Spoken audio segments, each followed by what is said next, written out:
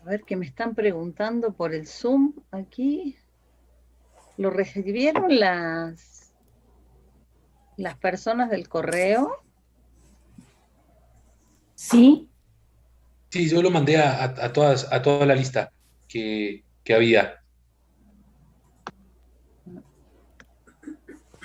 ¿Pasará? Laura no lo había recibido. Mendita, sal de acá. Sal de acá.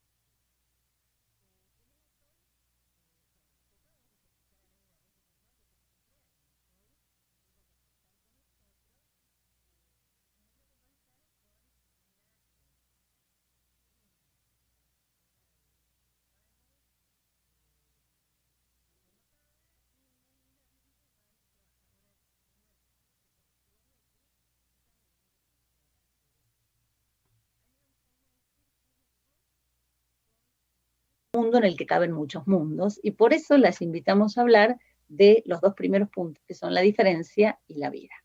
Entonces, creo que ahora lo que vamos a hacer es que uno de los compañeros va a leer esos dos puntos para refrescarlos. Teníamos unas lecturas pendientes, una de Marshall Salins, la última parte de la ilusión occidental de la naturaleza humana, y la semántica de la lengua en el que cabe de Carlos Lenkers, y por eso las invitamos a hablar sin comentar la vez pasada el discurso de la diferencia de Mahmoud Darwish. Entonces está originalmente en árabe, traducido al español. Ustedes tienen la liga para consultarlo y que ya se puede leer también en varias lenguas originarias. Entonces, sin más preámbulos, pasamos a leer los dos primeros puntos de la guía ética. Gracias. Bien, yo voy a encargarme de leer. Y bien, el punto 1 se intitula Del respeto a la diferencia. Subtítulo: Evitemos imponer, entre comillas, nuestro mundo al mundo de los demás. La humildad es diversa por naturaleza y de muchas maneras, y el ejercicio de la libertad desemboca de manera inevitable en la diversidad. En el caso de México, esta diversidad es religiosa, política, ideológica, económica, social, cultural, idiomática, de tradiciones y hábitos, de género e identidades sexuales. Cada estado, cada municipio y cada barrio tienen una identidad propia. No todas las personas son como tú, no todas piensan como tú piensas, ni hablan como tú hablas. No todas actúan en la forma en que tú actúas. Respeta la forma de ser de los otros y no pretendas imponerles tus conductas, gustos, opiniones o preferencias. El laicismo es un principio fundamental del Estado mexicano y se traduce en la convivencia diaria, en el respeto a las creencias de toda persona y a su libertad de profesar la religión que desee o a no profesar religión alguna. Bien, ese sería el primer punto. El segundo punto, intitulado De la vida, subtítulo: No hay nada más valioso que la vida, la libertad y la seguridad de las personas. Cuida tu vida y la de los demás. No la desperdicies en cosas que tú mismo consideras que no valen la pena. Otórgale un sentido y un propósito hasta el fin de tus días. Y ese sería el fin del brevísimo punto 2. No, muchísimas gracias. Pide Jorge Rodríguez ser incorporado, por favor, en la entrada. Y bueno, sin más preámbulos, vamos a darle la bienvenida a Irina y a Nélida. Aquí los invitados presentan como ellos lo desean, y en este caso tengo la impresión de que va a ser un diálogo entre nuestras dos invitadas. Entonces, adelante, por favor.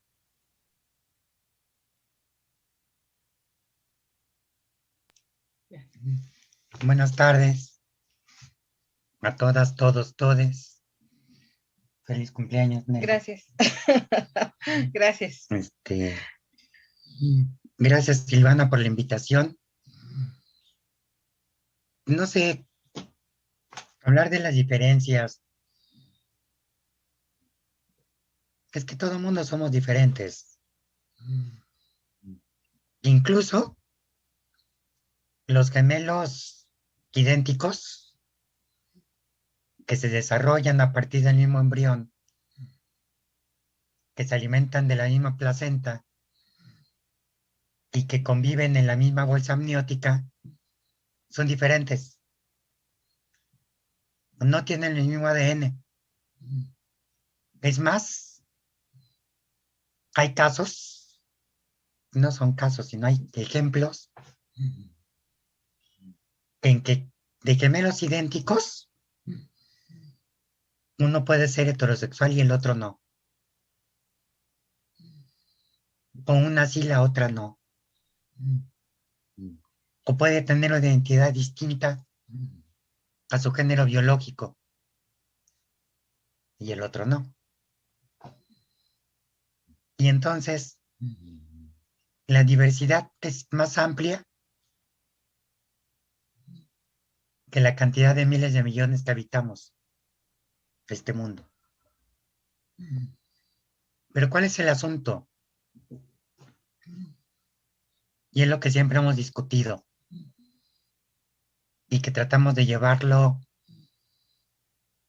a la campaña por el CONAPRED en la lucha contra la discriminación en este país. El asunto es que cuando esas diferencias que existen no le quiten derechos a los demás. Según la Constitución mexicana, se implementó el derecho a la no discriminación. Se modificó el artículo 1 y se aprobó una ley federal para eliminar y erradicar la discriminación. Y México ha firmado convenios, asambleas, votaciones, leyes, y le encanta votar y firmar todo. Convención Internacional de los Derechos Humanos, en la Asamblea General de las Naciones Unidas, en diferentes países, pero aquí, en la práctica, la discriminación es una constante en nuestra vida, en la vida común de las personas. Y hay discriminación por todo. Por la altura, por la complexión, por el color de piel, el color de cabello, el tipo de cabello, si es rizado, si es lacio, si es corto, si es largo, si usamos lentes o no, por todo. Pero peor, si pertenecemos a alguna etnia o si pertenecemos a alguna minoría de la diversidad sexual o con discapacidad. Porque es ahí donde la cerrazón y la negación de derechos se hace evidente. Ser diferente, yo aprendí a ser diferente casi desde que nací, por muchas circunstancias. La primera, por una condición de discapacidad que empezó cuando yo tenía 3 años. Y aprender a ser diferentes de los demás. Y aprender a soportar las miradas. Porque camina así, porque tiene las manos de tal forma. Ahora, ¿por qué habla así?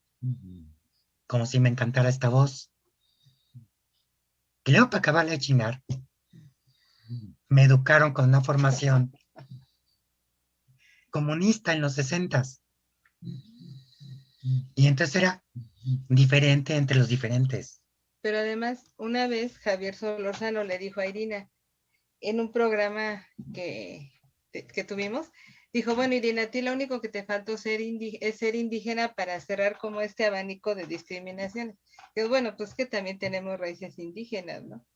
Y yo también quiero referirme en este caso a la discriminación laboral. La discriminación laboral es terrible. Yo les quiero hablar en concreto, brevemente, de las trabajadoras de taquilla del metro. Y lo hago porque casi nadie, ni las feministas, nadie nunca ha enarbolado. Bueno, sí, hubo una feminista que sí nos apoyó, la maestra Marta Lamas. Nunca las han, nunca nos han apoyado, ¿sí? A la trabajadora de taquilla se le ve como alguien que está de paso y en ese momento, en esos 5 minutitos se aprovecha y hemos visto cómo ha evolucionado esta violencia en el Distrito Federal y en ese momento al comprar boletos. Y de antemano casi todo mundo deja un insulto porque tiene prisa, porque no hay cambio, porque la tarjeta no se recargó. De tal suerte que la taquilla se ha vuelto como una especie de catalizador de todas las emociones de toda la gente que aborda el metro. Entonces, si las autoridades dicen que transportamos 5 millones de personas, pues ya se imaginarán ustedes este contagio de violencia. Yo a Silvana le comentaba hace un rato que yo siempre he soñado o siempre he tenido esa idea de hacer un diálogo de taquilla con el público. ¿Por qué? Porque necesitan saber cuáles son nuestras condiciones. Digo, no es que se mueran de las ganas de saberlo, pero sí necesitamos platicar para que sepan cuáles son las condiciones, como un sector que es el 90% femenino, está en taquilla. ¿Y por qué los hombres dejaron de ser taquilleros? Porque los hombres no aguantaron de estudios que se han hecho esa presión. Entonces las mujeres sí. Y en muchas convivencias, en fiestas, en un montón de lados nos dicen, oye, ¿y por qué siempre están hablando por teléfono? Porque es un circuito interno, no hay teléfono en la calle, es un circuito interno, y porque si no tuviéramos ese teléfono, yo hubiéramos enloquecido. Bueno, yo en este momento ya no estoy de aquí, estoy en el sector de la salud, ahí dentro del metro, pero estuve 35 años en taquilla, sin posibilidades de ningún cambio, con muchísima represión, ¿no? Hubo una represión de las más crudas y de las más aterradoras que he vivido, fue que a mi taquilla me fueron a dar un balazo. Y además el tipo nunca se me dio. O sea, en ese momento que llegó, se paró frente a mí porque eran dos personas, una cubriéndome la visión de la taquilla y la otra más lejana, unos metros. Yo vi cómo pues, se puso en posición de tiro, sacó la pistola, y en ese aterrador momento y real momento, yo dije, este sujeto me vino a matar. Yo después dije, ¿por qué tuve ese razonamiento? No sé, le hubiera pedido a Dios, qué sé yo, pero en ese momento, y yo vi cómo me disparó. Yo vi cómo accionó la pistola, y ese nivel de, además ha habido compañeras muertas en taquilla, ¿no? Y eso es algo que no se sabe, eso es como la nota roja de taquilla. Entonces decíamos, bueno, ¿por qué no hacer una filmación de cómo se ve la gente de dentro de la taquilla hacia afuera? Y solamente estábamos en aquel tiempo, estábamos solamente pidiendo, ¿por qué de los ceros de aquellos tiempos, ¿por qué nos falta 1,000,000 de pesos por trabajador? Y si somos casi 11,000 trabajadores, pues ¿a dónde se fue ese dinero? Solo queríamos cuentas claras. Y si eso nos costó que fuera alguien muy amafiado o la mafia a dispararnos, afortunadamente, pues, hierba mala nunca muere, dicen por ahí. Pero sí me interesaría, yo tengo esa fantasía, por lo menos en mi corazón, de hacer un diálogo y de que dentro de la taquilla, de veras, que se filmara hacia afuera para que vean cómo se ve, cómo interacciona la gente, cuáles son los mensajes que nos mandan, cuáles las cosas que no se quieren escuchar, y entonces, bueno, reduzcamos la violencia hacia las mujeres, porque es un sector muy grande, estamos en todos lados, ¿no? En todas las estaciones, y como dice el sistema, somos la cara del metro, o yo fui la cara del metro, pero es un ambiente que se debe de conocer. Yo creo que aquí el tema central de las diferencias es que las diferencias acaban cuando la discriminación se iguala. Y nos discriminan por ser mujeres, al igual que por ser indígenas. Y nos discriminan igual por ser mujeres que por pertenecer a la diversidad sexual. Se asesina a las mujeres, se comete feminicidio, al igual que se asesina a quienes pertenecemos a la diversidad sexual. Hay transfeminicidios y crímenes de odio a compañeros homosexuales y compañeras lesbianas. Entonces, ahí no existen diferencias, porque la muerte y la muerte violenta nos llega igual. Y la mayor discriminación es la negación de la vida. Porque si hablamos de la vida, no podemos hablar de una vida en abstracto, sino a partir de una vida digna, de lucha. Sí, de hecho, cuando Irina y yo empezamos a vivir juntas, bueno, cuando ya, nuestro compromiso es desde hace muchos años, pero cuando la gente nos empezó a visualizar como dos mujeres que estaban casadas, yo entendí toda la cultura de discriminación que hay en los chistes, y eso me quedó clarísimo. Y dije, ahora estoy del otro lado. Y curiosamente para mis compañeros o para la gente que hace chistes misóginos o chistes transfóbicos, homofóbicos, lesbofóbicos, es qué aburrida, ¿no? Porque ya no te ríes. No, claro que no, porque no han entendido, porque no han vivido en carne propia toda esta violencia que se vive a través de la cultura de la risa. Hay una situación también muy, no sé, complicada,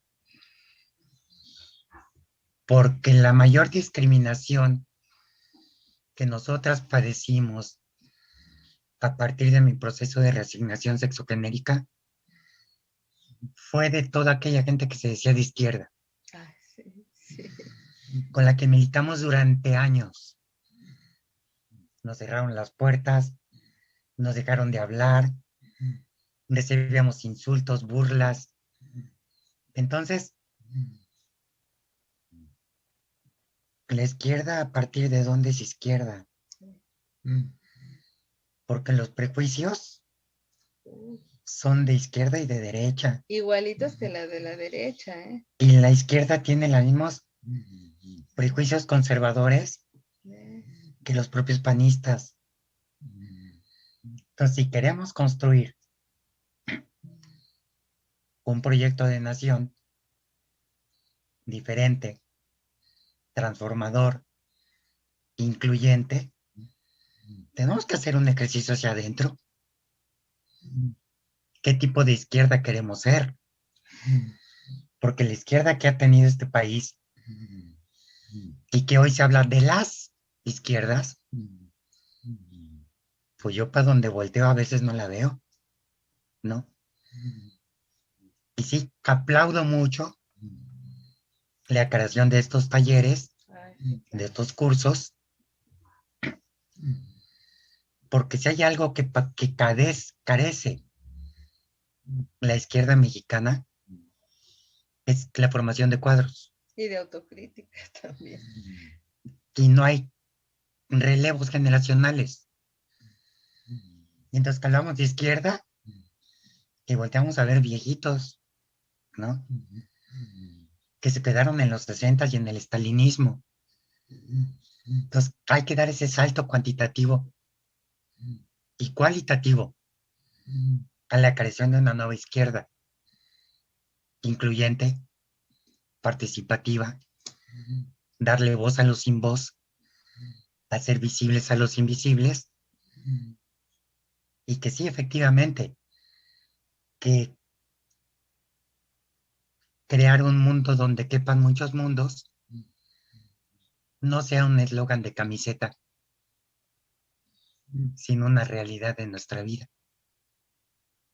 Y además, bueno, no sé si ya nos pasamos, espero que no, pero además, ya, bueno, nada, cierro rapidísimo, ser autocríticos, de veras, no creernos que somos la luz del mundo, y hacer una revolución en nosotros mismos, sobre todo en nosotras y nosotros, en nuestros propios prejuicios, ¿no? Yo creo que eso es, queremos una revolución, tenemos que empezar por nuestra propia vida. Perdón. Creo que nos comimos el tiempo y un poco más. Perdón. No, nada de perdón y muchísimas gracias. Ustedes realmente dan el tono de lo que queríamos que fueran estos diálogos. Verdaderamente críticos y críticos desde un lugar moral, no moralista, no el que señala afuera, sino el que habla desde adentro, con esa verdad subjetiva que uno responde con el cuerpo entero.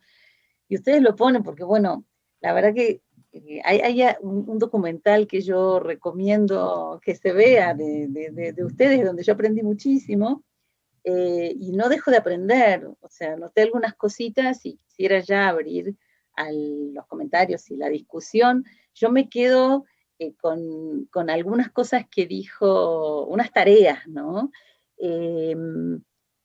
Nélida habló de contagio de violencia. En estos tiempos que nos pasamos hablando de contagio, nunca pensamos en la violencia como altamente contagiosa.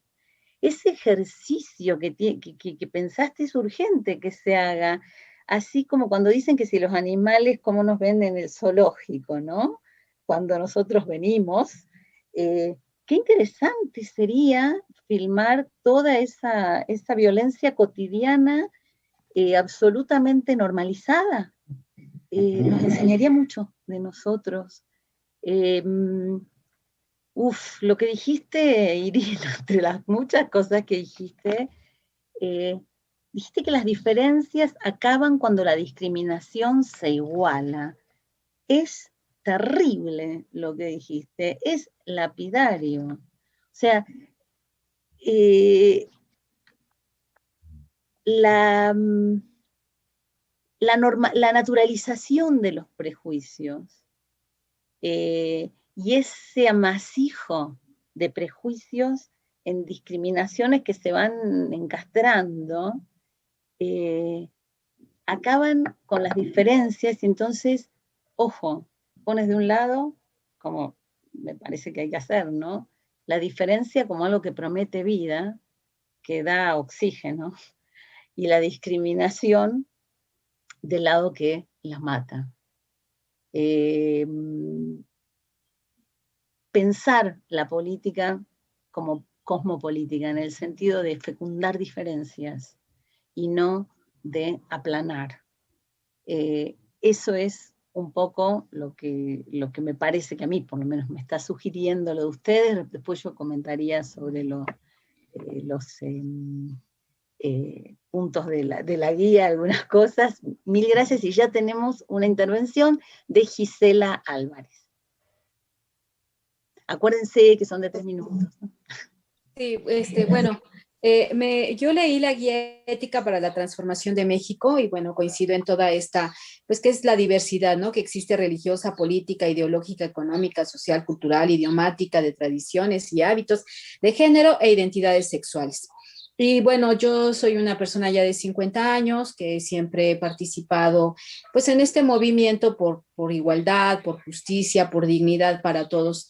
Y bueno, me quedo pensando en lo que platicaron, nos compartieron las compañeras, pero a mí esta semana me sucedió que subí, bueno, yo vivo aquí en Coyoacán, y subí al metro en el último vagón de la línea Indios Verdes Universidad, y me tocó ver pues un encuentro sexual entre dos hombres gays. El vagón rosa. Después leí que es una costumbre, que es algo que se lleva a cabo, o sea, en las redes busqué y que parece que ya se citan, que es un acuerdo. Y bueno, yo repito, tengo 51 años, uso el metro desde los 12, que iba a la secundaria, y nunca había vivido algo así. Y al principio, pues sí, la verdad sí se me hizo extraño, como una cuestión surrealista. Volteé a mi alrededor y vi hasta que unos hombres se empezaron a reír de lo que estaba sucediendo, ¿no? Yo la verdad sí me quedé impactada, nunca había yo percibido algo así. Y entonces yo me quedé pensando qué me sucedía, ¿no? ¿Por qué me había impactado de esta manera? Y bueno, yo siempre he creído que el derecho de nuestra diversidad sexual también entiendo que es algo íntimo. Yo soy heterosexual y bueno, siento que es algo de nosotros. Yo nunca me pretendería invadir la intimidad de ningún otro ser humano, ¿no? Bueno, adultos sí, la pederastia sí es así para nada. Pero relaciones de adultos a mí me parece que mientras haya amor, qué bueno. Y me quedé pensando y dije, bueno, a mí yo nunca he querido meterme en la intimidad de nadie, tampoco quiero que me metan en la intimidad de nadie. Y no sé, a mí esa parte sí, respetando los derechos de todos. Y me quedé finalmente con la frase, ¿no? Del respeto al derecho ajeno es la paz. Y bueno, yo sí soy una persona que siempre lucharé por todas las causas justas de quien sean, pero eso no me pareció correcto. No sé, ahí lo dejo a la mesa. No sé si es una cuestión de mi educación o no sé, pero la verdad sí me dejó ahí qué pensar. Y bueno, es cuanto. Muchas gracias. Gracias, Gisela. Vamos a tomar la intervención de Carlos González Araiza, ¿puede ser? Sí. Gracias, Samantha, que avisa aquí en el chat, nos recuerda lo de los 3 minutos y cuando falta 1 minuto les avisa para que puedan resumir. ¿Sí? Carlos, por favor. Gracias. Creo que para mí va a ser más que suficiente, va a ser breve. Algo tengo una observación, una crítica en sí al documento, total, ya lo leí completo. Y pues estoy aquí muy a gusto leyendo por párrafo de cada uno, hay observaciones. Pero algo que veo extendido en todo el documento es la ausencia de un lenguaje incluyente de género, ¿verdad? Y creo que pues, constantemente, por ejemplo, en este primero habló de los otros y no las otras. Ya no digamos los otros, ¿verdad? Pero simplemente un lenguaje que no es incluyente en todo el documento prácticamente es una constante, ¿verdad? Y lo que comenta la compañera, quisiera agregar algo, sí. Yo siento que independientemente, sí estoy de acuerdo que hay que respetar el interés superior de los menores, ¿verdad?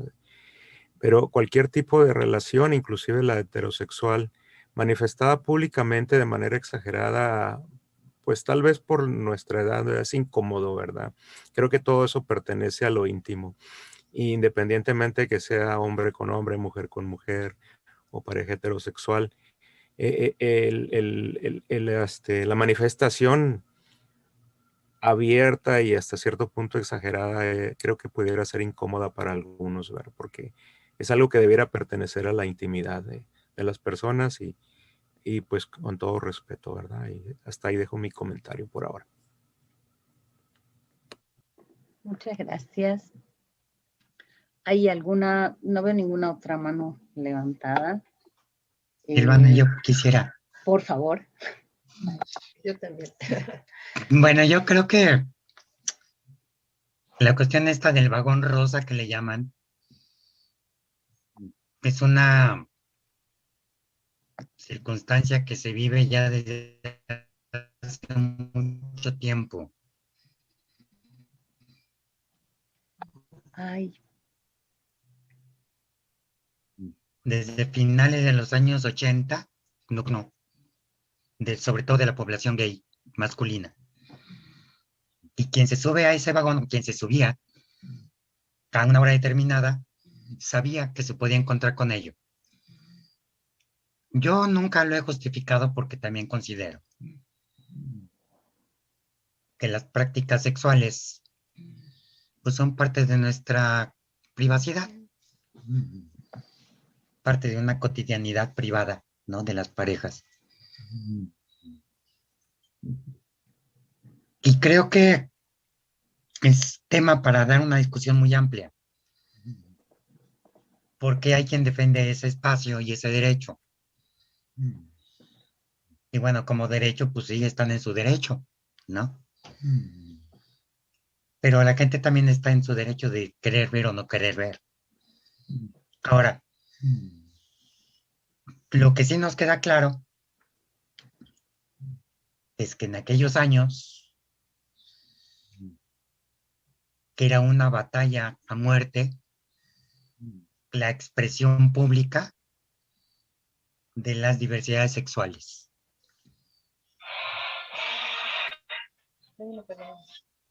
Perdón, la internacional en ruso. Es el teléfono. Y entonces nos costaba la vida expresarnos públicamente. Y se fue haciendo una especie de lucha. Y eso se fue transformando en lo que hoy se conoce como el vagón rosa y en el Metro Hidalgo, que es el punto de cita, ¿no? Entonces, no sé, hay que dar una discusión más amplia, hay que exigir, sí, que las expresiones vívidas o explícitas de la relación sexual pues sean privadas, ¿no? Y comprendo a la compañera de Coyoacán, pero también nos ha tocado ver parejas heterosexuales teniendo relaciones en un vagón del metro, sentados y la chica sentada encima de él y la gente solo se voltea a hacerse y no ve nada, ¿no? Y es que exactamente lo mismo. Lo que pasa es que está más naturalizado, incluso los besos públicos. Estamos tan acostumbrados a ver hombre-mujer besándose que cuando vemos parejas del mismo sexo besándose, la gente se escandaliza. Entonces, sí también hay que hacer un ejercicio reflexivo. Y el tema del lenguaje de género, pues esta guía ética fue escrita hace muchísimos años y hay que darle una re-redacción y actualizarlo a nuestra etapa y época incluyente. Sí, con respecto a esto que plantea la compañera en el vagón del metro, es grotesco. A mí me parece grotesco. Fíjate lo que son las cosas. Cuando yo salí en San Pedro de los Pinos, había una pareja, siempre tenía una pareja heterosexual teniendo sexo. De hecho, si ustedes se fijan en la línea 7 de San Pedro de los Pinos, San Antonio, se cerró un acceso que daba a los trenes, porque había un punto en que no se veía la gente. En ese acceso al andén, la gente tenía sexo. Y nosotros salíamos a las 12 horas aquí un letrero, y les voy a decir, por favor, vayan a un hotel, porque, bueno, pues, estamos pasando aquí todo, estamos dando cuenta de su privacidad, ¿no? Justo cuando se puso el letrero, la pareja dejó de ir, ¿no? Entonces, es también como hacer un llamado y decir, los compañeros de limpieza nos decían, oiga, es que siempre encuentro condones en las escaleras, en toda la línea, en todas las líneas. Y ya no sabemos cómo responderles a las señoras de limpieza. Les decían, bueno, señora, por lo menos es una gente que no se va a embarazar o que no se va a contagiar. Pero es cierto, es muy grotesco y yo creo que estamos en nuestro derecho de decir que no nos gusta estar presenciando las actividades sexuales, porque además, para mí personalmente no deja de ser fuerte, violento, ¿no? Y en el metro es un submundo que pasan infinidad de cosas. Yo creo que el metro da para un solo tema, eso es mi opinión. Gracias, muchas gracias. Antes de que demos la vuelta siguiente, aquí Julián Peñalosa pide la palabra, pero hay gente que está antes porque levantan una mano. Si le pueden indicar dónde está esa mano para levantarla, sería, porque yo no sé, en David, reacciones. Si es por computadora o por celular. No sé. Lo que sí, antes que Julián estaban David Escalante, David, María, otra vez Gisela y María Aide García. Carlos. Carlos no bajó la mano, pero ya habló. Es el compañero que habló del lenguaje inclusivo. Y sí, lo que quisiera decir es que esta guía no es tan vieja, esta guía es de ahora. Pero bueno, ya encontró ahí Julián, excelente. Bueno, entonces seguimos con David, por favor. Hola, ¿qué tal? Muy buenas tardes a todos y a todas. Bueno, lo primero, se han comentado muchas cosas, demasiadas, y yo lo agradezco la reflexión, en primer lugar, de Irina y de Nélida, porque nos ayudan a entender desde la experiencia de otras personas. Honestamente, yo nunca había hecho o nunca había escuchado tan atentamente desde el punto de vista de dos trabajadoras de las taquillas del metro, y todo lo que ustedes ven han hecho un diagnóstico del país. Realmente pienso que sus ejemplos son análogos a mucho de lo que nosotros hemos vivido, yo en este caso ahora desde la península de Yucatán, en los pueblos en donde he estado. Entonces les agradezco mucho, ¿no? Creo que a partir de ahí, yo sé que no hay mucho tiempo, pero me gustaría hacer unos comentarios de los dos puntos de la guía ética, de la nueva, no la versión que se publicó, no la del doctor Enrique Dussel que se propuso para leer, pero que bueno, tienen algo que ver ahí, y obviamente de su experiencia, que también es parte nuestra, ¿no? Creo que lo primero que me gustaría decir es el tema de la discriminación, o más bien el tema del racismo. El racismo ya no solo visto como el pigmento, sino como la tipificación del cuerpo todo, que Irina nos compartió con su experiencia, ¿no? Que todos, o todas, casi todas, aunque lo oculten, lo hemos padecido, ¿no? O sea, nos han tipificado el cuerpo y parece que el ser humano o el mexicano o la mexicana en su construcción de su nación aprende a mirar con esta manera excluyente. Y siento, y eso es una crítica nada más personal, que hay algo de eso en los primeros 2 puntos de la guía ética, ¿no? Como que nos dice, evita imponer, ¿no? Tu mundo al mundo del otro, como si fuese la mano que te están golpeando. Y en vez, yo sugeriría que a ese punto con el que inicia el del respeto a la diferencia, siguiendo esa lógica, más bien que nos inviten a preguntar, ¿no? Una guía ética lo que debe hacer, pregúntate por el mundo del otro.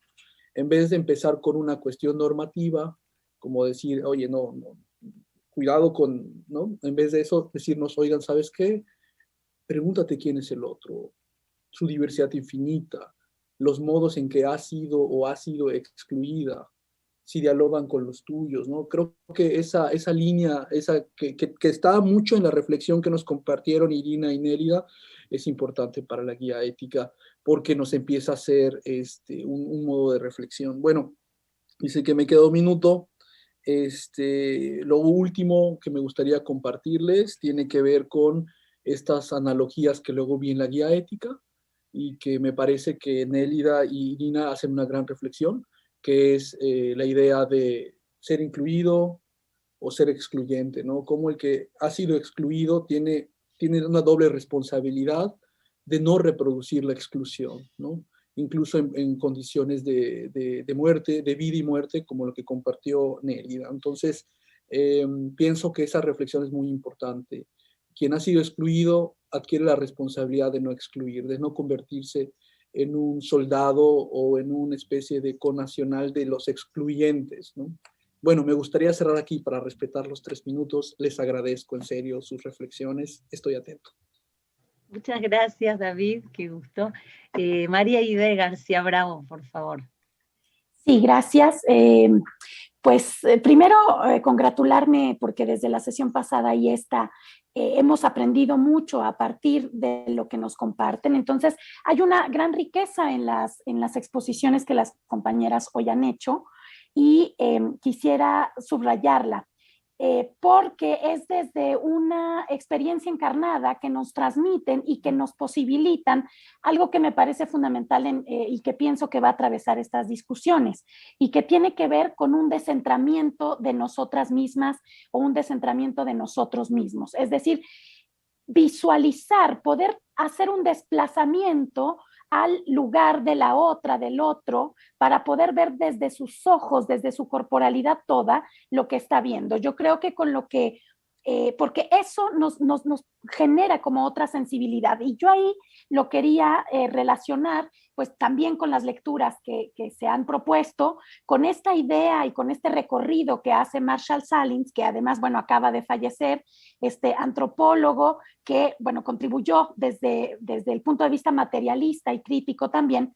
Y en ese librito, justamente de La ilusión occidental de la naturaleza humana, porque nos posibilita también pensar que hay tantas naturalezas como culturas. Y ahí yo invitaría y también les preguntaría a esta visión que ya llamamos también multiespecie, ¿no? Porque muchas veces nos centramos, que ya es bastante, en la complejidad humana, pero es muy importante entender que la vida atraviesa ámbitos, dimensiones que no solo están en lo humano, sino ahora sí que en todas las naturalezas en plural. Y ahí yo retomaría también a lo mejor una idea, porque con esta discusión que surgió con lo de el sexo en el metro o no, a mí, por ejemplo, alguna vez trabajo en Ciudad Universitaria y hay un lugar al que yo le llamo el Jardín de las Delicias. Bueno, no hay uno, hay un montón, pero es el que me queda cerca, ¿no? Todos, ¿no? Entonces, ahí yo a veces digo, bueno, hay gente que se espanta de que chicos, chicas y la diversidad esté ahí teniendo manifestaciones afectuosas. Yo, por el contrario, creo que eso es una gran riqueza y que es justamente lo que debería, digamos, o que provee la universidad, esa libertad y esa posibilidad de hacerlo. Bueno, con eso voy a cerrar porque se me acaba el tiempo, pero llamaría, por ejemplo, a leer esta novela de ciencia ficción, Mujer al borde del tiempo, porque justamente habla como de todas esas, incluso de una de una otra vida posible en el futuro,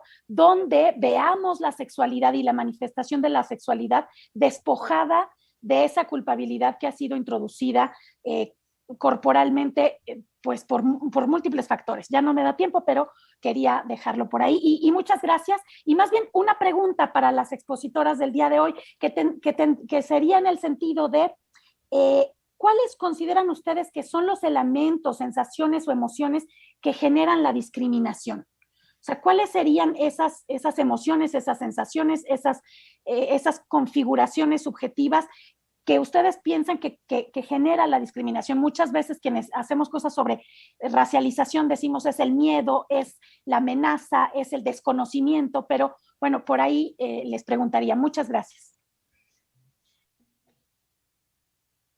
Bueno, muchísimas gracias. Yo pido ayuda aquí a algunos de los jóvenes que saben más que yo, porque tratando de levantar yo la mano, perdí las manitos que me aparecían de la gente que seguía después de Aide.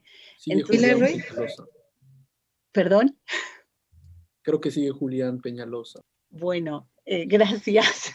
Le vamos a dar, ustedes van, por favor, vayan juntando las intervenciones y voy a pedir ayuda con esto porque perdí las manitos. ¿Sí? Gracias.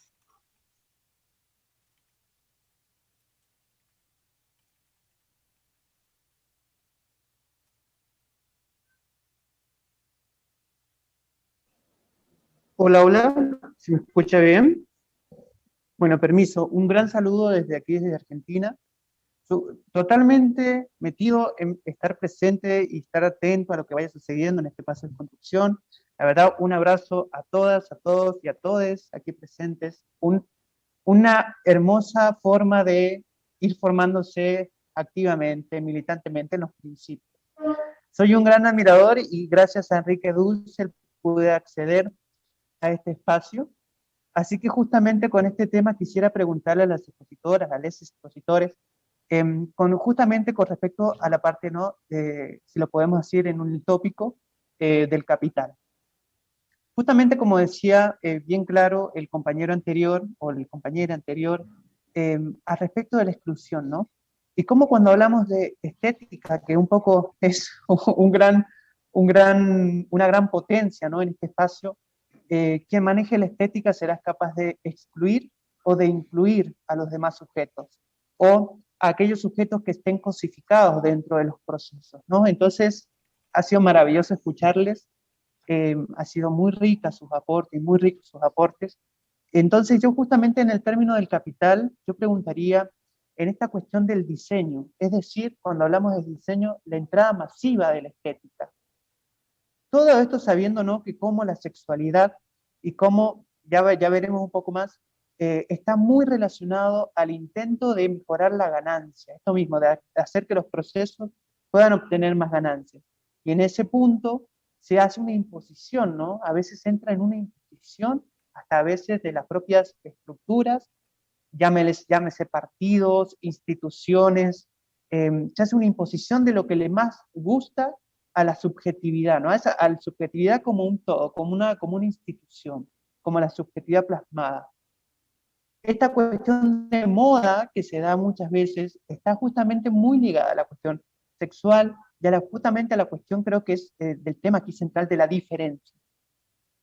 Esto generalmente es superado o se puede hablar por Jean Baudelaire en lo que justamente él en su obra La economía política del signo.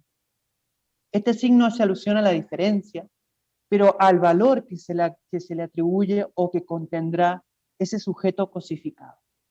Ese sujeto cosificado generalmente será utilizado o será marginado, ahí entra la palabra excluida, excluido o excluide, a través de las propagandas que convencerá de cierta lógica dominante, ¿no? Y eso se ve mucho más que nada en los espacios y más en las instituciones.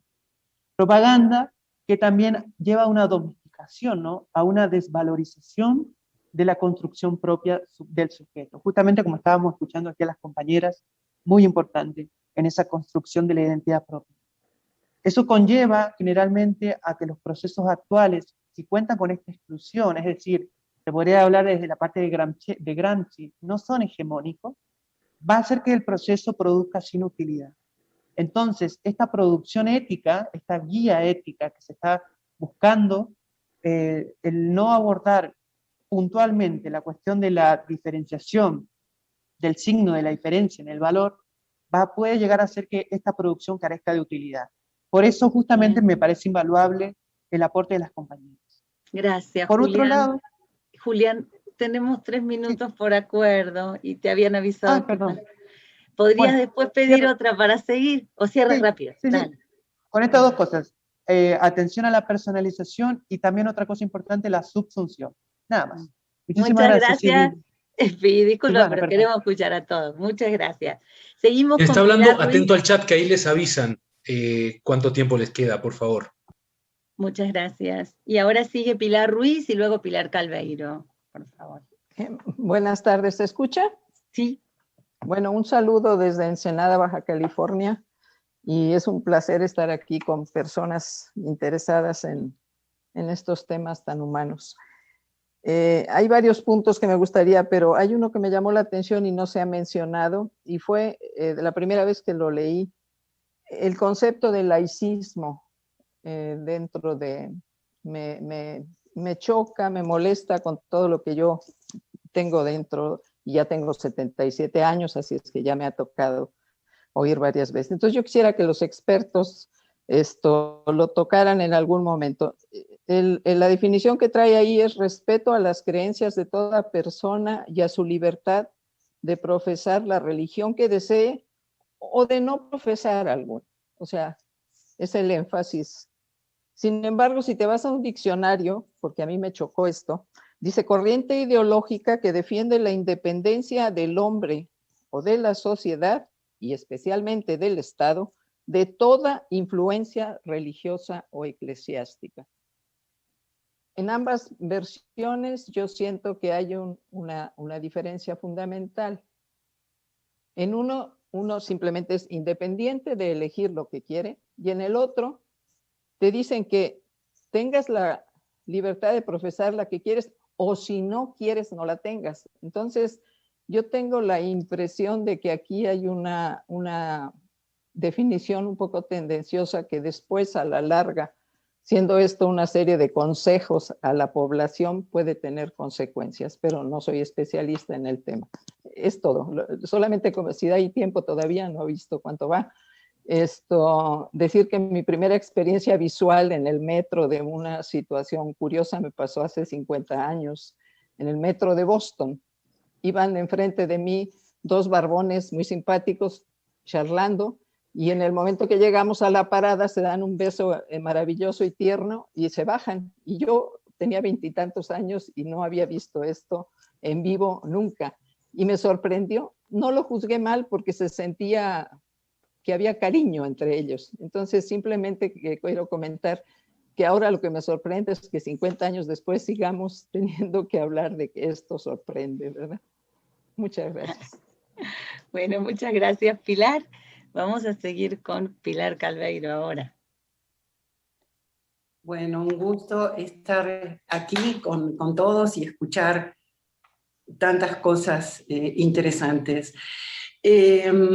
Voy a hacer algunas puntualizaciones muy breves sobre distintas cuestiones. Uno, me parece que cuando se habla de las discriminaciones, hay una a la que no se hace referencia, y es la discriminación por edad, y que es bastante importante en nuestra sociedad. Incorporaría eso. Creo que con respecto a esto que hablábamos, de en qué medida aquí hay como un lenguaje un poco impositivo. Yo creo que la cuestión sería sí ver en qué medida se plantea, yo diría en primera del plural, hablar en primera del plural en lugar de hablar en positivo. Pero creo que lo que a mí me parece que hay que hacer explícito es, yo no creo que nosotros podamos ponernos en el lugar de otros. Y tomando un poco una de las lecturas que se recomendaba para hoy, la de Lenkesdorf, creo que más bien lo que nosotros podemos hacer es abrirnos al otro, escuchar al otro. O sea, no podemos ponernos en los zapatos de otro, pero sí podemos escuchar al otro, y en la medida en la que escuchamos al otro, vamos a encontrar muchos puntos de contacto. Y ahí hay una cuestión que también discutiría, que es el peso que se le da a la identidad. O sea, si esta cuestión de la identidad no hace justo lo contrario, encerrarnos en una supuesta identidad, que lo que hace es poner una barrera con los otros, y también favorece poner letreritos. Nosotros tenemos esta identidad, el otro tiene otra, y hacer todas estas separaciones que dificultan la escucha. Finalmente, una cuestión. Yo veo, bueno, desde luego pondría primero la vida y después la diferencia, pero en el de la vida, me parece que homologar, como aparece aquí, vida, libertad y seguridad, me parece que son cosas distintas. Sobre todo me salta lo de la seguridad, me parece que tiene otras connotaciones. Vida y libertad habría que ver cómo trabajarlo. Pero la otra cosa que me salta es que en el respeto a la diferencia se hace como un desarrollo de este principio desde lo individual, y luego se intenta hacer una cosa de su dimensión social o política, muy sesgada, por cierto, como se dijo recién sobre el laicismo, o sea, de un aspecto muy particular, pero se intenta este ejercicio, primero lo individual y luego lo social o político, cosa que no se hace con la vida. Y esto pasa en toda la guía. O sea, hay algunos principios que se toman en una dimensión exclusivamente individual, como si esto fuera posible, y otros que sí se intenta hacer esta vinculación entre lo individual y lo social o colectivo. Me parece que sería interesante tratar de incorporar las dos dimensiones en todos los principios. Es todo. Muchísimas gracias, de eso justo habla Salins, así que está muy bien. Me gustaría darles la palabra, si quieren decir algo, Irina y Nélida, y después yo me anoté para que, y no sé quién siga, me van diciendo. ¿Quisieran? Gracias, sí. Yo creo que primero hay que partir de que vivimos en una sociedad capitalista, voraz, absolutamente desigual, en el que las diferencias están marcadas a partir de quién tiene y quién no tiene. Y eso ejerce un poder. Y entonces el poder viene a corromper todo. Porque entonces el capitalismo nos enseña que el que tiene posibilidades de aplastar al otro. Y entonces nos somete a una competencia del que chinga más al que tiene menos. Y entonces nos sumerge en eso a todo el mundo. Y una de las batallas más fuertes que se dan en las personas que cursan un proceso de reasignación sexogenérica de lo masculino a lo femenino, que es una batalla campal a muerte por quién es más bonita, con modelos estereotipados de lo que nos marca la televisión y los cánones de moda capitalistas. Y por otro lado, la vestimenta y la moda, y eso permea a todo mundo, de la identidad sexual que tenga o de la orientación sexual que sea. Y nos va generando un concepto de comernos al otro y a la otra y a todos. Si vamos a partir del respeto a las diferencias, tiene que partir del hecho del respeto a los derechos. Porque ni siquiera los derechos pueden ser iguales. pero sí pueden tener equidad en el acceso a ellos. Pero hay que partir del hecho de que para que esto se logre, tenemos que acabar con este sistema capitalista y avanzar a un sistema social en el que quepa todo mundo y donde las diferencias sean parte cotidiana de todo mundo y podamos vivir con ellas. El problema es que el capitalismo nos enseña que las diferencias se marcan y hay que acabar al diferente, ¿sí? Pero al diferente en el bolsillo.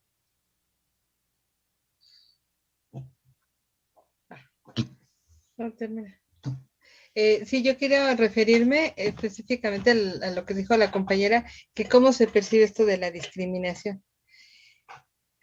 Demostrar la discriminación en un proceso judicial es muy difícil, ¿no? Y yo siempre me hago bolas mentalmente cuando dicen es que es subjetiva, ¿no? Yo digo, es muy objetiva a veces, ¿eh? En cierto momento, la delegación aquí a nosotros nos puso el paletón para la silla de ruedas de Irina. Se pintó y se puso después una cubierta de papel para que el polvo no la ensuciara. ¿En qué momento nosotros vamos entrando a la calle y unos chavos que sabían que íbamos pasando incendian el paletón? ¿Saben qué se me vino a la mente? Se me vino las luchas discriminatorias ultrarraciales contra la población afrodescendiente en Estados Unidos, contra la población judía. Bueno, se me vieron a la mente todo tipo de horrores. Pensé muchas veces que mi casa iba a estar incendiada, porque imagínense un paletón de silla de ruedas en llamas. Es una cosa horrorosa, y fue de nuestros vecinos, ¿eh? ¿Qué tal que no era el Estado en ese momento, o la delegación? A mí me produjo esa sensación que una descarga eléctrica en la espalda cada que tocaban la puerta de mi casa, que es de ustedes. Cada que tocaban la puerta, yo sentía una descarga eléctrica. Yo creo que se me quitó hará cosa de 3 años. Perdón, pero mi casa es mía y se la nuestra casa. facilita a otros. Perdón, nuestra casa. Sí, pega el capitalismo, ¿no? Y era una cosa muy somatizada, ¿no? Yo creo que una de las cosas que pasa y que es muy difícil de demostrar es que también es ese rechazo, ese dolor, ese rechazo tan profundo, porque es un rechazo muy visceral, también lo somatizamos en el cuerpo, ¿no?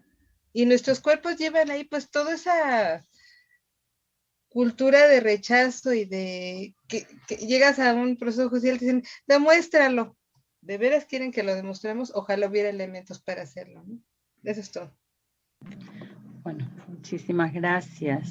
Yo quiero responder brevemente a lo que dijo Pilar Ruiz sobre la laicidad. El tema es que los diccionarios también son ideológicos. Si los diccionarios nos dijeran la verdad y nada más, está todo bien. El tema es que, bueno, la laicité francesa hoy en día se expresa de una manera muy brutal como islamofobia directamente.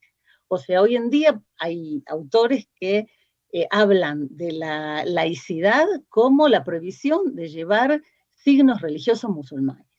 Entonces, como es un asunto muy europeo, somos seres crédulos y aquí hay una religiosidad popular muy genuina y diferente a la que quisieran las autoridades eclesiásticas.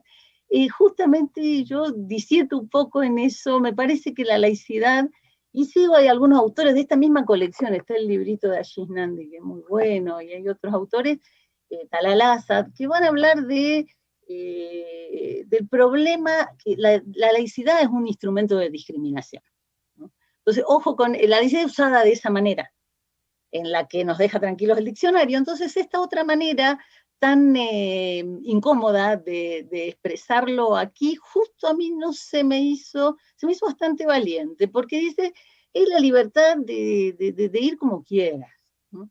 Pero bueno, yo me gustaría, un poco comenté la vez pasada y también me gustó escucharlo en Pilar Calveiro, la cuestión esta, para mí, el punto de la vida tendría que ser el primero, y entender a la vida no de esta manera de autoayuda como se plantea, como si fuera parte de la propiedad privada. Uno tiene que defender su propia vida y ponerse un objetivo para no hacer cosas que le hagan daño. Yo creo que no, pienso heterónomamente, hay que radicalizarlo, y al radicalizarlo eso asume una fuerza política y social mucho más potente, mucho más digna de la responsabilidad que tenemos con los muertos y los desaparecidos que hay en este país.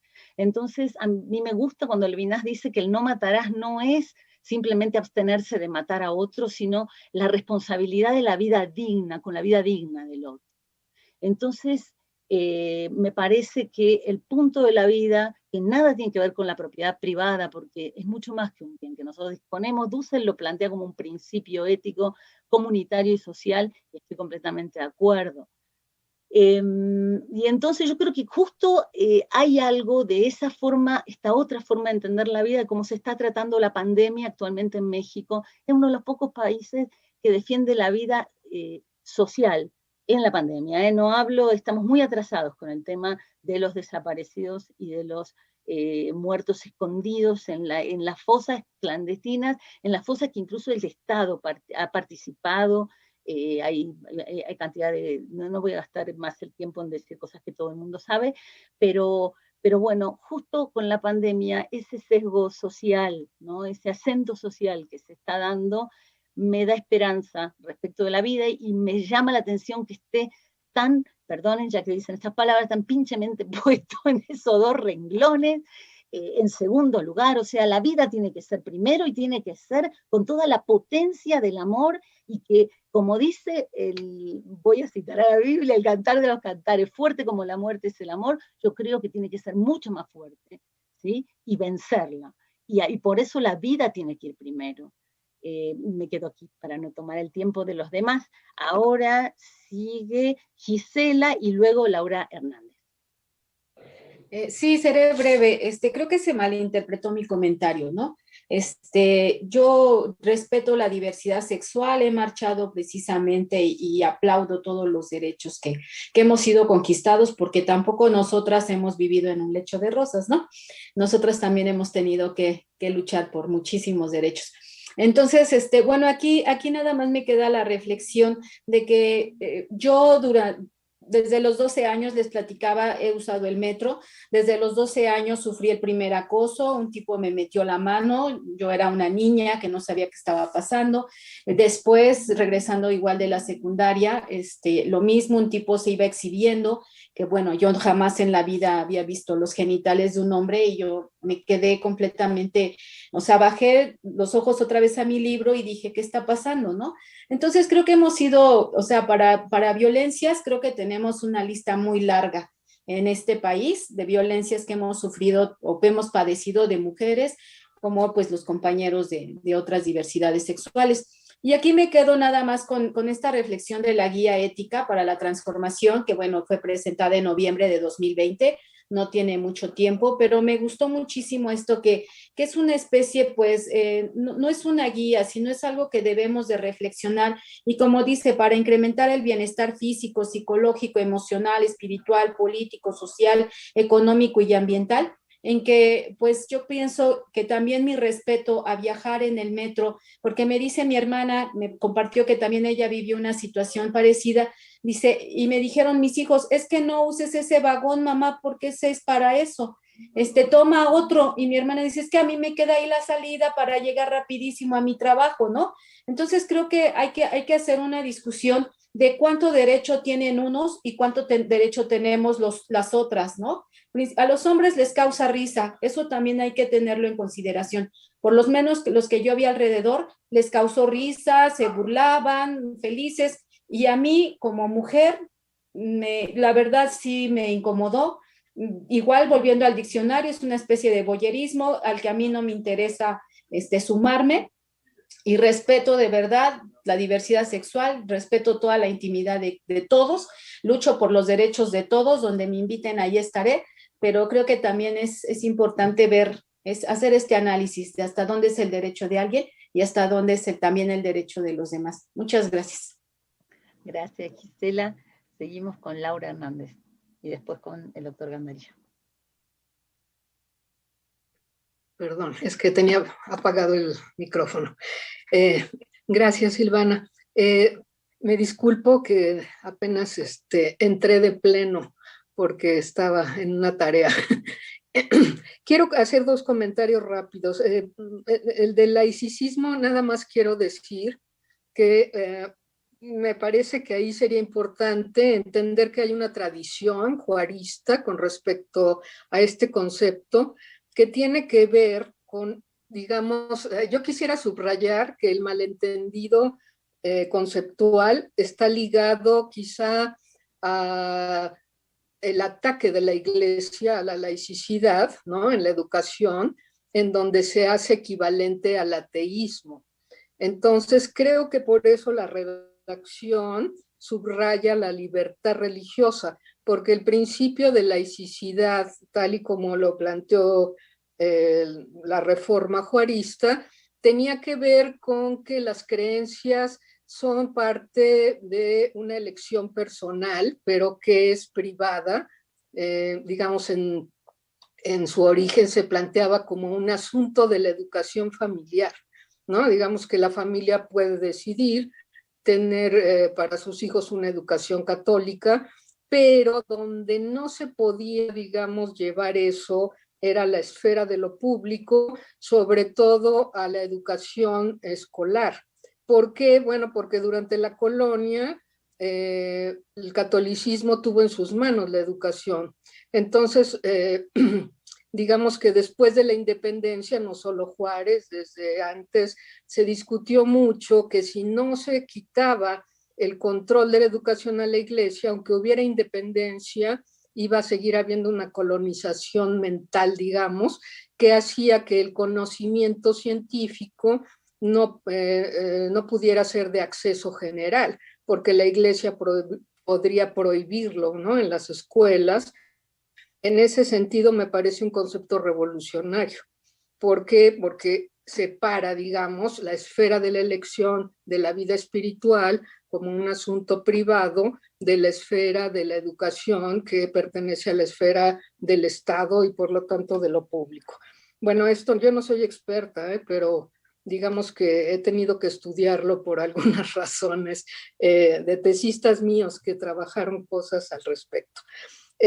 Lo que más me interesaba a mí, digamos, plantear, no sé si me queda un minuto todavía, era esto del vagón del metro, porque yo doy una clase de lenguaje y cultura donde hacen un trabajo mis alumnos sobre algún tema etnográfico urbano. Y muchos alumnos míos que son homosexuales han hecho su trabajo sobre ese vagón del metro. A mí me parece que quizá un poco el problema de la discusión está en que no lo hemos conectado con las lecturas, ¿no? Yo pienso, por ejemplo, en lo que plantea el texto de Salins, digamos que la naturaleza es cultura, ¿no? Y en ese sentido, lo que tiene que ver con la acción, digamos, humana, está configurado por un sistema simbólico, ¿no? Como decía Wittgenstein, a mí me gusta más esa idea, el hombre es un animal ceremonial. Entonces, digamos que lo que ocurre en el vagón es sumamente interesante para entender la condición de ser joven, ser pobre y ser gay, ¿no? Y eso tiene que ver con que yo creo que cuando, digamos, se critica que los chavos tengan relaciones sexuales que pueden, digamos, ser vistas por otros, no se toma en cuenta que los jóvenes pobres no tienen espacios privados, ni tampoco tienen dinero para ir a un hotel, ¿no? Y eso no solamente se ve en la sexualidad, sino también en otras cosas, ¿no? Que tienen que ver con el consumo de drogas, por ejemplo, donde la gente que tiene... ¿Se me acabó? Bueno, sí, gracias. Sí, si quieres, toma otra vez después la palabra, por favor, porque si no, no alcanzan los otros. Pero, por favor, pídela otra vez, ¿eh? Sigue José Gandarilla. No nos dejes sin eso. Me parece que estaba anotado antes Carlos González y luego seguiría yo. Disculpe, me lo salté. Gracias.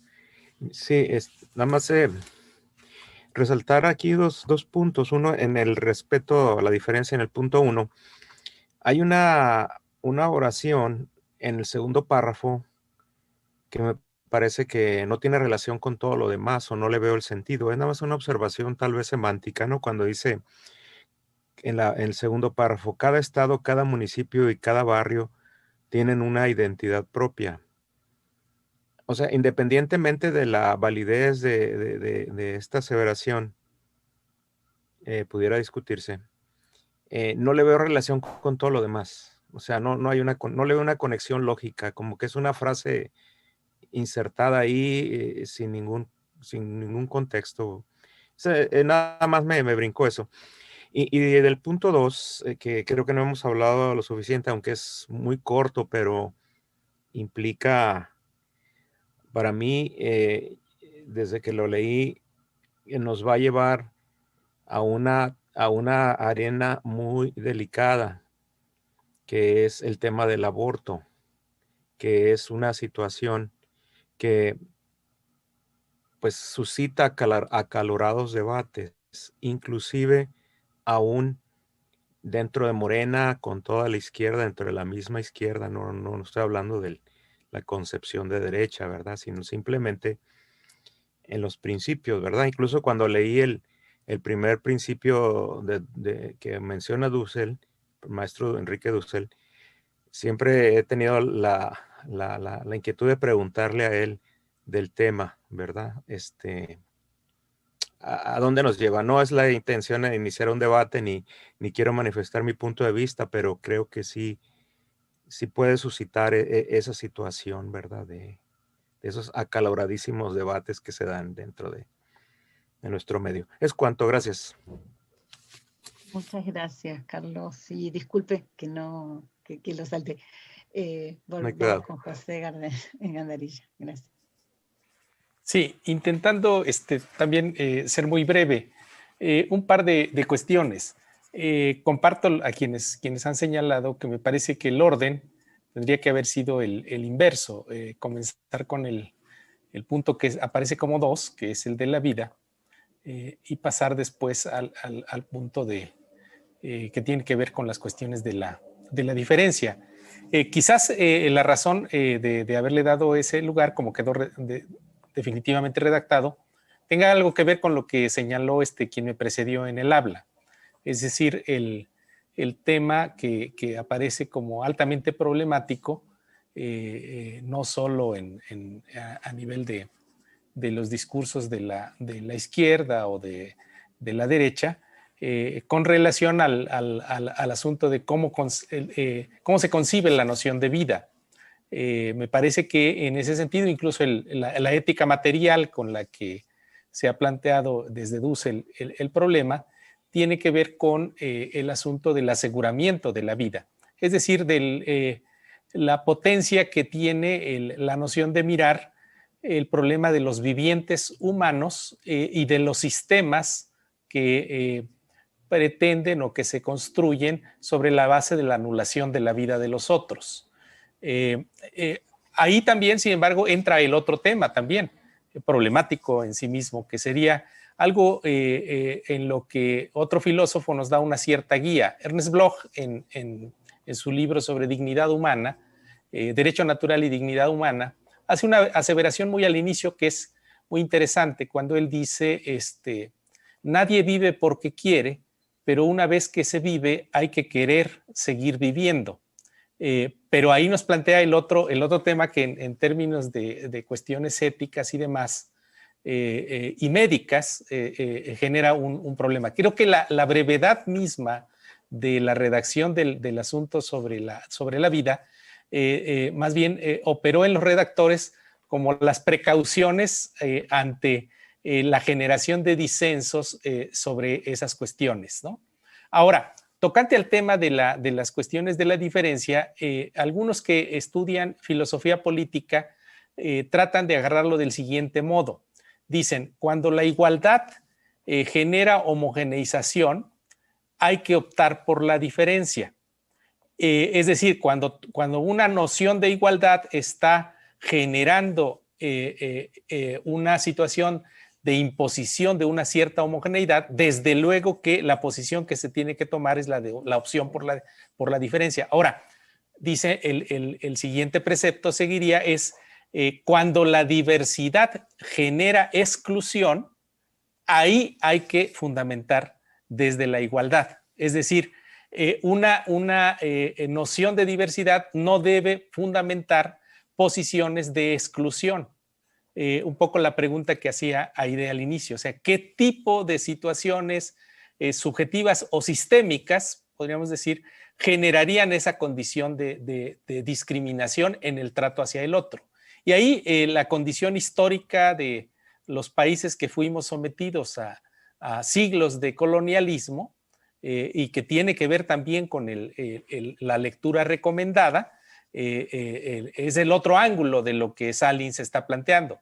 La imposición de la ilusión de un sujeto egoísta, o como diría Marx, la imposición del frío cálculo egoísta, es el otro lado, la contracara de la imposición de una relación de inequidad, de disimetría, de discriminación sobre el otro, la base de las relaciones coloniales, cuando incluso pueden llegar estas hasta la negación ontológica del otro, en la imposición de procesos de racialización.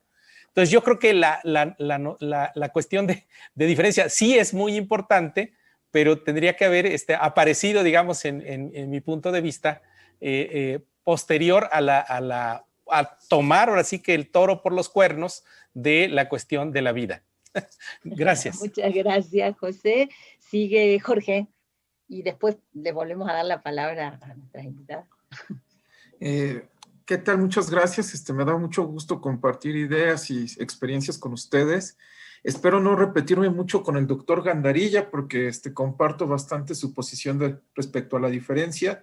Voy a tratar de ir de un comentario que tal vez debió haberse pronunciado en la sesión 0, pero creo que termina aterrizando en el concepto de vida y de diferencia. Muchas veces hay temas que se dan por hecho, sobre todo la relación entre ética y política.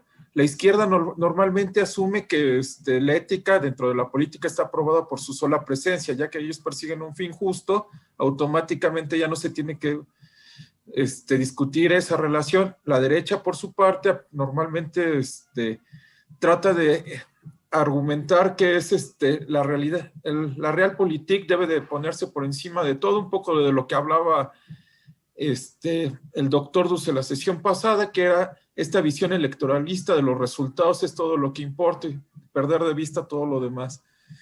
Ahora tenemos por fortuna ir un poquito más allá de esas dos visiones y poder discutir cuál es la visión de la ética y la política, y eso me parece súper importante porque hay una metáfora buenísima de Schopenhauer en Parabéns que decía que los seres humanos somos como puercoespines. Si estamos demasiado lejos nos morimos de frío, pero si estamos demasiado cerca nos molestan las espinas uno del otro. Un poco la experiencia del metro, pero hay muchísimas experiencias similares. Por eso es justo que creo que tener que pensar la vida me pasa un poco, o creo que en la redacción original yo me quedé insatisfecho con la redacción del concepto vida, pero también entiendo que estamos en un hipercriticismo donde cualquier cosa que se diga además puede llevar a debates innecesarios. Por ejemplo, el aborto, creo que el aborto no es algo que debería de pertenecer propiamente a la guía ética, pero debe de ser un debate que se debe dar sin duda, pero no creo que pertenezca a la guía ética. Entonces, yo creo que valdría la pena empezar a ver la vida un poco como nos dice Salins, que empiezan a fundar la idea de como algo natural, lo que no es natural. Un poco pensaba con el ejemplo del metro, Maurice Berman ponía el ejemplo cuando estaba siguiendo a Foucault. Foucault en estos días está muy mal visto, pero siguiendo a Foucault, él hablaba un poco que previo a la modernidad existía una sexualidad mucho más abierta, todavía no estaba confinado a lo privado. Más allá de si hoy lo tenemos que confinar a lo privado o a lo público, creo que esa es una perfecta oportunidad para ver que estas nociones que tenemos como algo impuesto, que deben de ser como deben de ser, en realidad no siempre han sido así, y nos puede permitir abrirnos justamente, nosotros contraer lo que nos molesta para darles al espacio al otro y lo que necesita para explayarse. Muchas gracias. Muchas Muchas gracias, Jorge. Nos recuerda José Gandarilla que a las 6:45 tenemos que terminar. Entonces, si hay alguna otra intervención antes que cierren nuestras invitadas, o entiendo que siguen Irina y Nélida, y a ver si. Adelante. Hola, creo que yo voy a hacer un breve comentario, más bien una duda, o propuesta más bien. ¿Hasta qué punto? David Escalante, creo que a mí me tocaba, perdón. Cambiaste de rostro. Sí, perdón. No vi tu nombre, ahora lo veo. Nada, el comentario es breve, es hasta qué punto es posible o es factible que el principio de una futura guía, la idea de la vida esté como fundamento, pero la idea de una vida digna, como síntesis de dignidad y vida, sobre todo para dar espacio a estas preguntas que como las expositoras de hoy lo han hecho saber, ¿no? Desde su posición hay apertura a hacernos nuevos tipos de preguntas a los otros. Y ahí, desde la vida digna, por ejemplo, de las mujeres, empieza todo este debate de la interrupción legal del embarazo. Es decir, puede haber a través de ese concepto la posibilidad de que nos hagamos nuevas preguntas. Entonces ya no es la vida en sí misma que ha sido apropiada por la derecha, ¿no? Ellos inteligentemente utilizan la idea de que ellos son los protectores de la vida, pero no nos dejan espacio para reflexionar qué es la dignidad. Entonces ahí sí entra toda esta reflexión que el doctor Enrique Dussel, otros autores también nos han compartido, de la dignidad como fundamento de todos los demás valores. Y ahí la mujer, por ejemplo, tiene mucho que compartirnos desde su propia posición, las mujeres como pluralidad. Nada, era mi breve comentario. Gracias, David.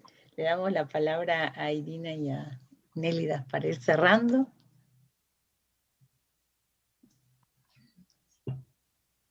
¿Sí me escuchan? Sí. Sí. Yo creo que con el tema, bastante polémico, de lo del aborto y la vida, y que más es un tema que venimos discutiendo hace muchos años, desde que yo tengo, creo que uso de conciencia.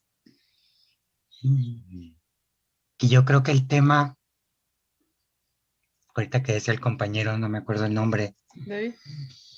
que no decidimos vivir. Yo creo que más bien debería ser no decidimos nacer. Y ya habiendo nacido, decidimos vivir y defender la vida. Porque es ahí el problema, donde la derecha asume que la vida se da desde el momento de la concepción, cuando hasta el momento no hay un científico que sepa en qué momento se da la concepción. Porque además, pues, no, se da la concepción. ¿En qué momento? Que es cuando entra el espermatozoide al óvulo, es cuando se separa la primera vez, cuando se hace huevo o gameto, o cuando va por las trompas de falopio, o cuando se implanta, o es cuando. Porque si es al momento de la concepción, pues entonces cualquier célula dividida es vida, ¿no? Y entonces no talemos bosques a lo pendejo porque estamos también atentando contra la vida arbórea. Y entonces se vienen esas discusiones en que se aprueba leyes en que supuestamente el Estado tiene la obligación de proteger la vida desde el momento de la concepción hasta la muerte. Y entonces preguntémonos en qué momento el Estado se ha hecho cargo de nuestra educación hasta la muerte, ¿no? Cuando todavía cuesta parir y dar a luz, y cuestan los medicamentos y los pañales y la comida, y la escuela, y la casa, y la vivienda, y la ropa, y nos cuesta hasta morirnos, ¿no? Entonces, ¿cuál es el papel del Estado? en esas leyes baratas que aprueba la derecha. Y entonces, pues ahí sí nos somete a una discusión mucho más amplia. Y con el tema del metro, del vagón rosa. Si es un vagón que lograron apropiarse desde hace más de 30 años, no es nuevo. Pues el vagón mide 20 metros de largo. Y tiene 9 vagones cada metro. Y sabemos que a tal hora el último vagón hay la posibilidad de que haya parejas teniendo relaciones sexuales. Que está en nosotras y nosotros y nosotros. Y si es por comodidad, pues vámonos pegadas al siguiente vagón, porque esto pasa en el vagón hasta el final. Y no vas a dejar de pasar. Son expresiones que han venido sucediendo diario durante más de 30 años. Entonces, se me fue otro tema que quería, pero creo que Nelly quiere decir algo. No, bueno, sí, es esta cuestión de los trabajadores que tenemos mucho tiempo en el sistema. Bueno, yo creo que de las cosas más tranquilas que pasarían sería que alguien hiciera el amor en el metro. Realmente, frente a un asalto o frente a los miles de cosas que pasan en el metro, como lo son asaltos, como son violaciones, como son sometimientos de mujeres y de mujeres jóvenes, entonces yo digo, pues si tenemos obviamente prefiero que haya amor y no que haya un asalto. El Pero vagón, puede ser sin amor, ¿no? Sin bueno, sexo puede ser, consensuado. bueno, ok, puede ser que esté solamente con deseo, está bien, perdón, ¿no? Claro, es lo que siempre estamos diciendo, que aparte del amor, está bien.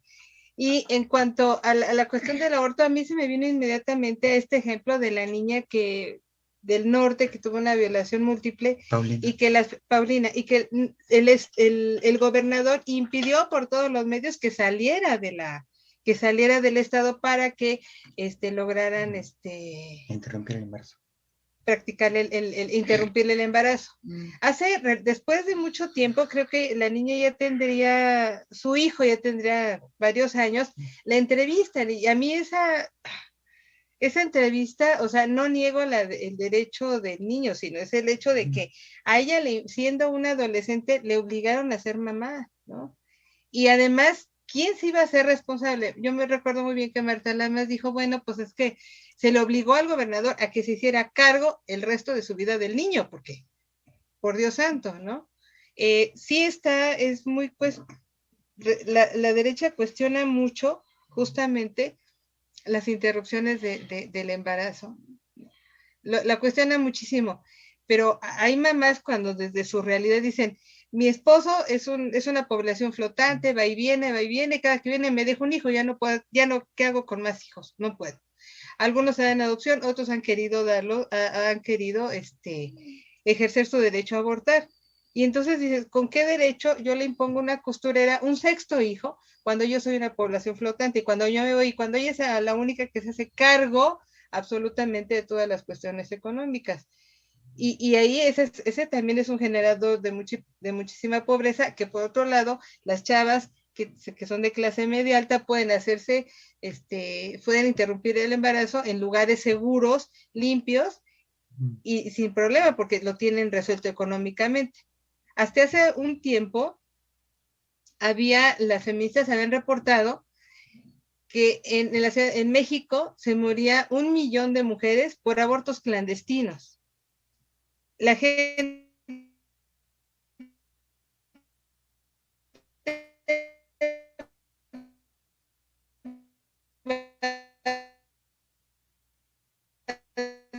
decidir practicarse una vida y a dejar más orfandad en sus casas. Entonces, sí es un debate amplio, tiene que ser un debate necesariamente abierto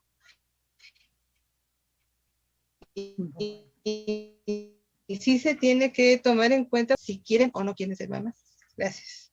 Con el tema de la igualdad, me acuerdo que cuando yo era niña, un día le pregunté a mi mamá Oye, mamá, entonces en el socialismo todos son iguales. Me dijo, no, pero todos tienen derecho a acceder a los mismos derechos. Y es que en la escuela nos decían que en el socialismo todo el mundo iba a tener una casa igual, nadie tenía derecho a coches, nadie tenía derecho a lujos. Y dice, pues mis papás, ¿por qué pelean por eso? Entonces pregunté, y que en el socialismo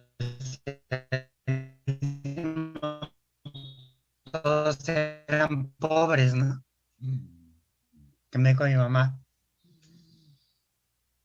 lo que nosotros peleamos es, y no es porque todos sean iguales, todo. Y es que la sociedad tenemos que caber todas y todos.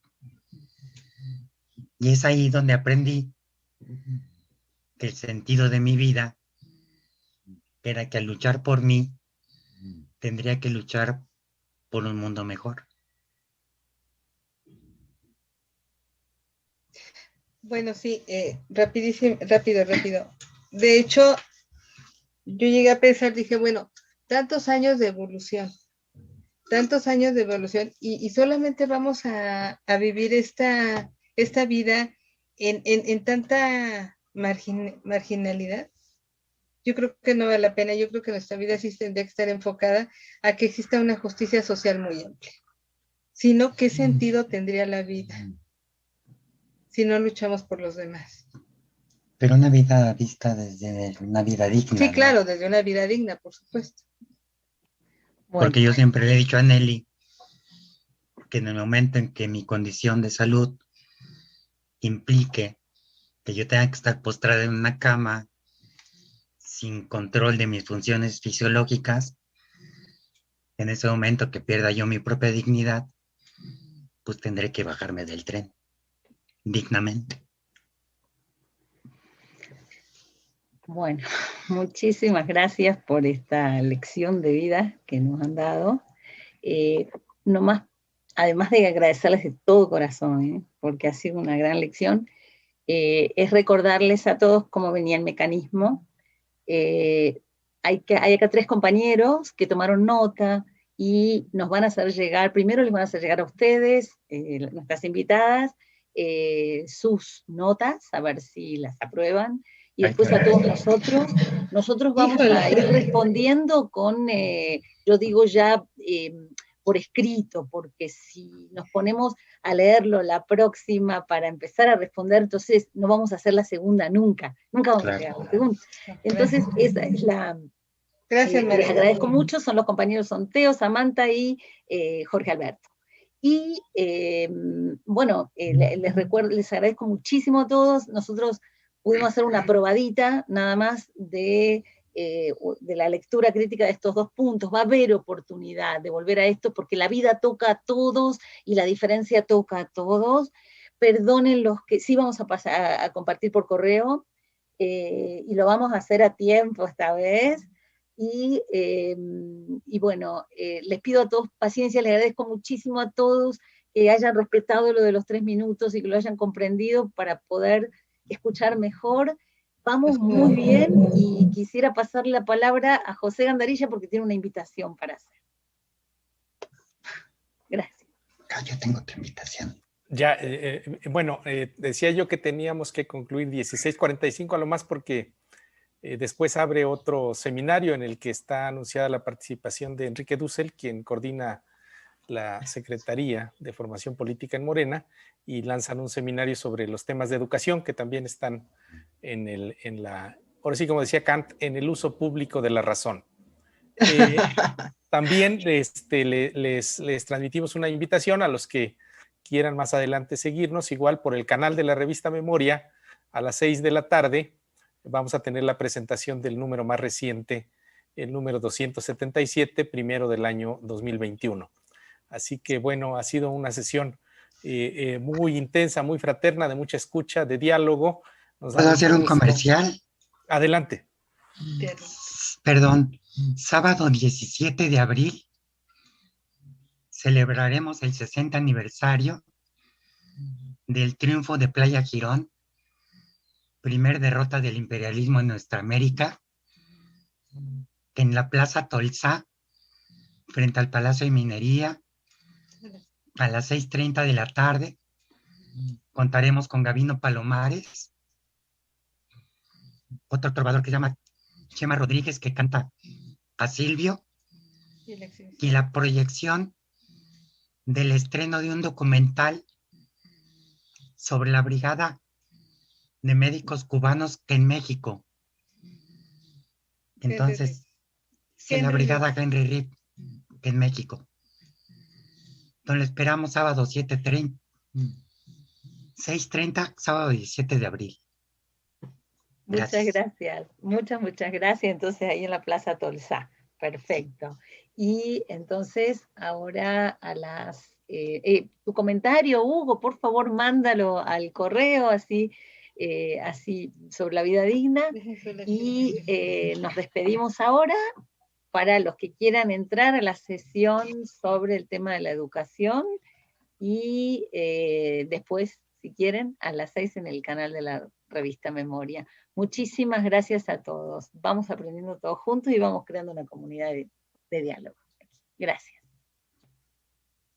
Mil gracias a ustedes. Gracias. ¡Feliz cumpleaños! Nelly. Gracias. Un súper cumpleaños con ustedes. Muchas gracias.